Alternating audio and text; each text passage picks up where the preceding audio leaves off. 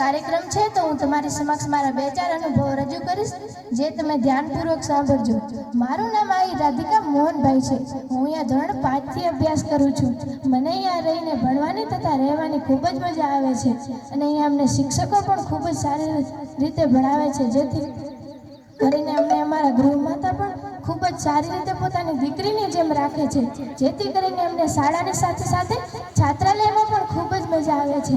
અમને અલગ અલગ ક્લાસ જેવા કે પુસ્તકાલય, લાઇબ્રેરી, કમ્પ્યુટર જેવા ક્લાસમાં પણ લઈ જવામાં આવે છે અને તેમાં અમને ઘણું બધું શીખવા મળે છે.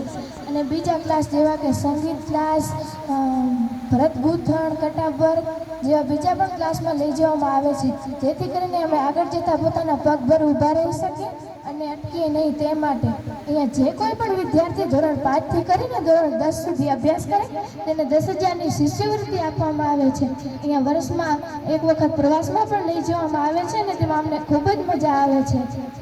અને અહીંયા એનસીસી ક્લાસની પણ સુવિધા છે. જે કોઈ પણ વિદ્યાર્થી એનસીસી ક્લાસ જોઈન કરે તેને અલગ અલગ જગ્યાએ કેમ્પમાં જવાનો મોકો મળે છે અને ત્યાં આર્મી અને પોલીસ જેવી ટ્રેનિંગ આપવામાં આવે છે, જેથી કરીને કોઈ પણ વિદ્યાર્થીનું આર્મી કે પોલીસનું સપનું હોય તો તેને સાકાર કરી શકે અને તેમાં તેને સહેલાઈ પડે છે.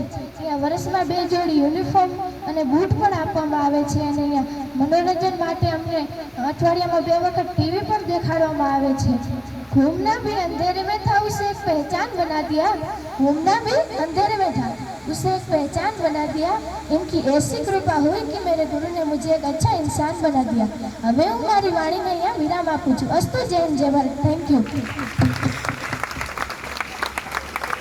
ખૂબ જ સરસ રાધિકાબેન.